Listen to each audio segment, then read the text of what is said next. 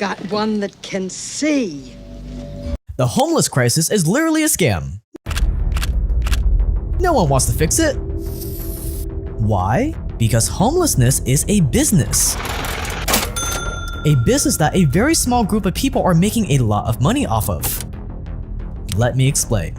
So you're the head of an organization that's tasked with solving homelessness in a place like New York City. Maybe you operate homeless shelters, maybe you're the one building homeless shelters, maybe you prepare and hand out food to the homeless. Whatever it is, you are a generous, noble person doing God's work, and you have your work cut out for you.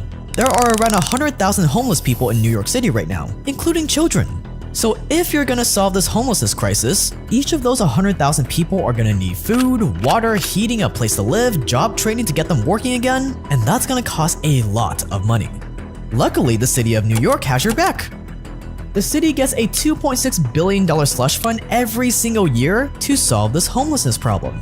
$2.6 billion for 100,000 people. Think about how much money that is. That breaks down to $26,000 for every single homeless person on the streets of New York right now. On top of that, New York City has over 350,000 vacant units. Units no one lives in. Maybe they need a little bit of a touch-up, but 350,000 units just waiting to be occupied. 350,000 vacant units, 100,000 homeless, $26,000 per homeless person. Wait, 350,000 vacant units, 100,000 homeless people. Wait, what if we just... Oh, I know. Why don't we just... Whoa, not so fast there, Mother Teresa. Let's not jump to any hasty conclusions now, shall we? Think about it, if we just solve the homelessness problem just like that, there would be no need for a $2.4 billion slush fund. Which means we would stop getting $10 million contracts, $350 million contracts. We would have to stop paying ourselves $1 million salaries. Well, we can't let that happen now, can we? So what would any rational human being do in this predicament? Where you're making a literal fortune solving homelessness, but if you solved homelessness, you would stop making a fortune. Oh, you would solve the homelessness problem as fast as possible because it's the right thing to do and you don't want to waste taxpayers' dollars. Yeah, right. No, you would do your best to stretch out this crisis as long as possible. Because as long as there are homeless in the streets, there is money to be made. So give the homeless the bare minimum. Slap together a peanut butter sandwich, throw it in a bag, hand it to them, and then charge the city a kidney for it. See, on the outside, you want to act like a saint that never quite has enough money to accomplish your mission. While in the background, you quietly siphon as much money out of this homelessness business as possible. This is the reality that everyone is afraid to say out loud. It's why even with this giant budget, homelessness in New York City is at the highest levels it's ever been since the Great Depression, with almost double the amount of homeless people compared to 10 years ago. Homelessness is a racket.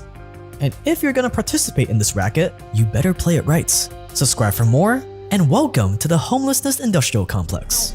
And the more money that the government spent on the issue, the more homeless we were getting.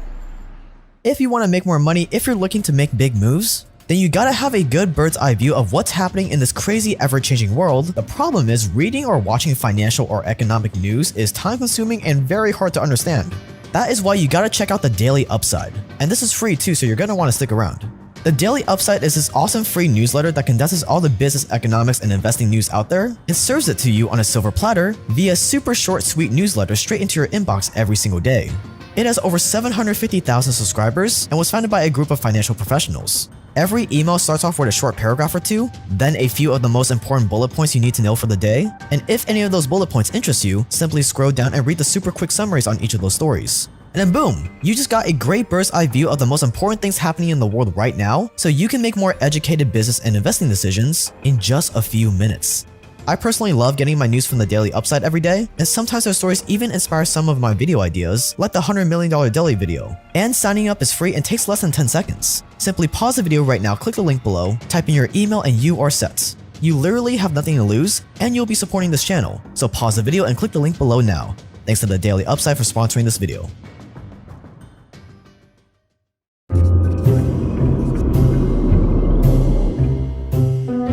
Step 1 in profiting off of the homelessness crisis is to become friends with the most powerful people in your city.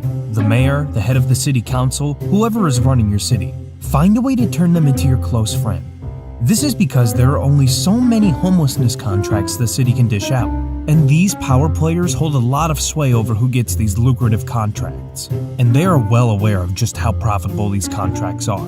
They're looking for someone that understands the game as they do, someone that they can depend on to throw some of that homeless money their way once you get your greasy little hands on it. So scheme your way into their circles, visit the same parties as them, make a generous donation to their foundation, they're bound to have one, buy them a few thoughtful gifts, whatever you gotta do.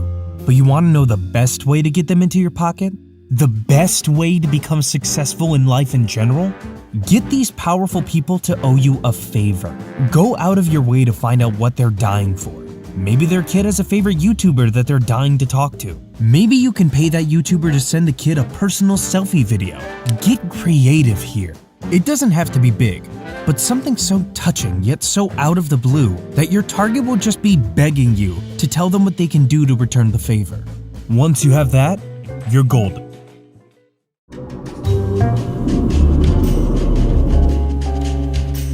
Step 2. Create an organization that's supposed to support homeless people.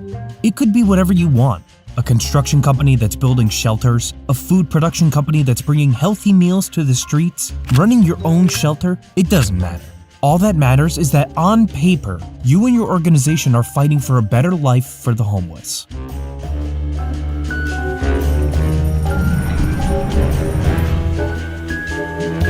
Step 3. Now it's time to go back to that powerful man in office and call in that favor. You know that new $10 million contract, that $100 million contract that helped in the war against homelessness? Why don't you toss it my way? If you played your cards right, he will undoubtedly say yes. Who else would he give it to? Some other schmuck that he doesn't know? Or you, his friend and ally? Government contracts at the local level like this almost always go to the friends and family of the politician or bureaucrat in charge because why not?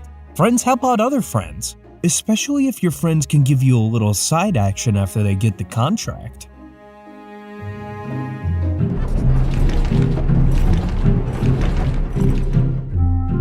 Step 4. Overcharge. Once the contract is within your grasp, tell them that now is not the time to be stingy. If they care about the homeless as much as they say, they should wire you tens of millions of dollars at the very least. How else are you supposed to fix this huge crisis? If your contract is to house 10,000 homeless in a shelter, and you estimate that it costs $10,000 for each person, that's already a $100 million contract. No one's gonna look into the numbers. No schmuck getting paid nothing working for the government is gonna look into the economics of homelessness shelters to make sure your quote is reasonable. So whatever number you say, within reason, will look reasonable. This is the same reason as to why San Francisco can get away with building a $1.7 million toilet that would take more than 2 years to build. Quote, the former San Francisco supervisor said the Recreation and Parks Department told him the going rate for one public bathroom was $1.7 million, so he secured the full amount, not questioning the price tag, end quote. Quote, they told me $1.7 million and I got $1.7 million, end quote. This was a quote from the assembly member himself. So make up a giant number and don't settle for anything less.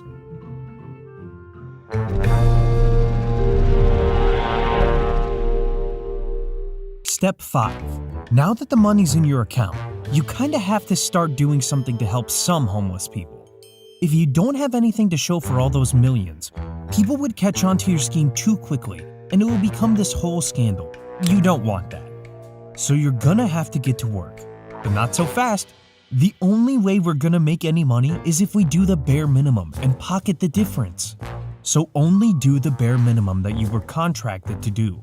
Remember, the longer we drag on this problem, the more contracts we're gonna get awarded. So instead of building clean, safe, low-cost housing, you build death trap shelters no homeless person would ever willingly live in. Take this case, for example, back in 2019. New York's Department of Homeless Services was about to close on a new deal worth up to $45 million with Help USA. $45 million. That's a lot of money. The deal? To continue operating the Wards Island shelters. This shelter housed 233 beds for men. Sounds pretty reasonable. The reality, this shelter is plagued with black mold, rotten pipes, no air conditioning, soaring heat during summer, rotten food, prison-style beds. But because they're doing such a great job, Help USA was now asking for another $45 million for it. I mean, come on. The organization is called Help USA? It sounds so rosy and makes you feel all fuzzy inside. Who runs this prestigious organization, you ask? Why, it was founded by none other than former New York Governor Andrew Cuomo and is overseen by his sister, Maria Cuomo Cole. What a coincidence. And once you've done the bare minimum, now it's time for the moment you've all been waiting for.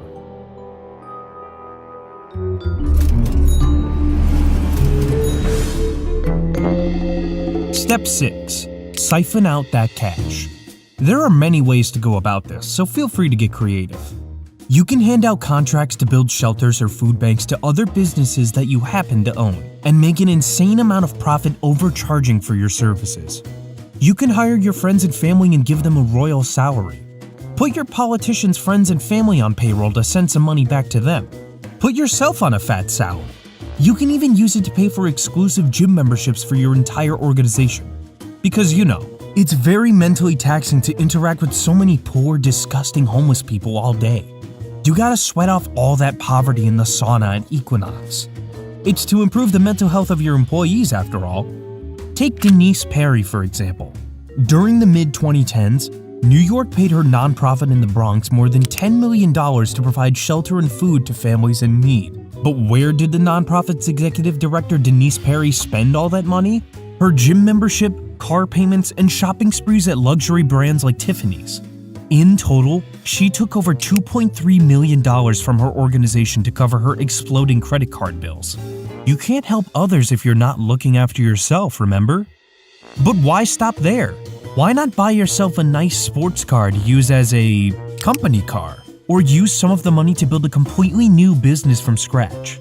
As long as you can somehow connect your purchases with serving the homeless, all bets are off.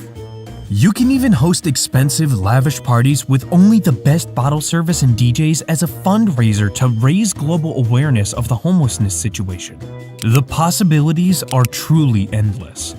And Jack Brown was a master at this game. He's the CEO of Core Services Group, a nonprofit organization operating homeless shelters.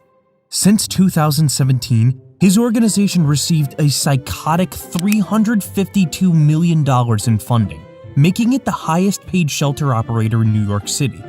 And what did Jack Brown do with all that money? He started his own security company that he hired to work in his shelters. He founded a maintenance company that made all kinds of repair work in these shelters. And then there's Flavor Foods, his own catering company that fed the people in his shelters. So he was wiring all the money to his own for-profit companies while collecting a nice cut from all those deals. His salary? Over $1 million a year. Not bad for someone who's leading a non-profit organization. He also hired his relatives for high-paying positions, like his mother and brother who earned sweet six-figure salaries. All in the name of solving that pesky homeless problem. And here's the kicker. His companies didn't even do their job. For one, Brown's security guards slept on the job. When people started beating each other up and taking drugs, they simply looked the other way. Brown's maintenance company did nothing about the black mold in his shelters. And homeless people kept complaining that they were being fed moldy bacon, powdered eggs, and undercooked meat, which made them sick on a daily basis. But what do you do when you're facing nasty allegations like this?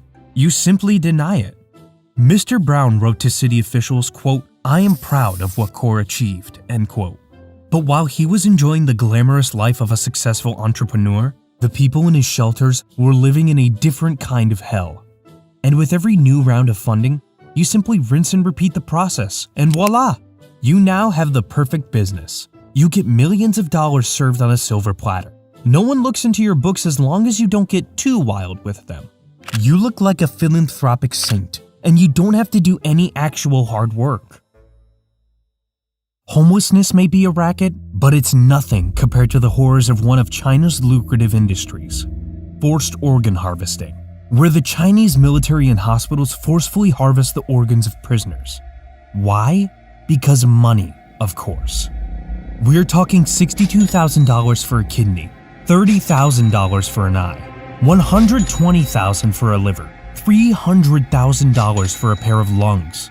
Multiply that by the 90,000 transplants China was processing a year, and you get a number in the billions. Unfortunately, this is way too graphic to go over in a public video. So we've just released a private documentary on the subject available right now only to members of this channel. And fair warning, this is our most disturbing private documentary yet. All you have to do to watch it is pause the video, scroll down, and click that join button below. This YouTube membership is where we get to post documentaries every month that we've wanted to make but couldn't. And members love them.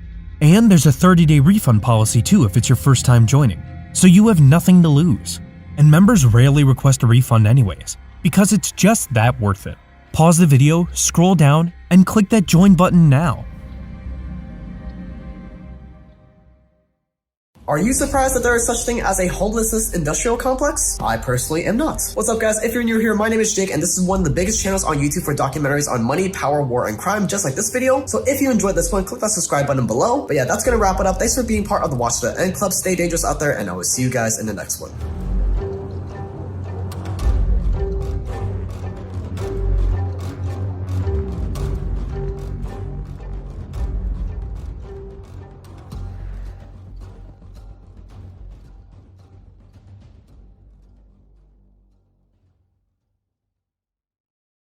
Because he hath set his love upon me, therefore will I deliver him. I will set him on high, because he hath known my name. He shall call upon me, and I will answer him. I will be with him in trouble. I will deliver him and honor him. With long life will I satisfy him, and show him my salvation.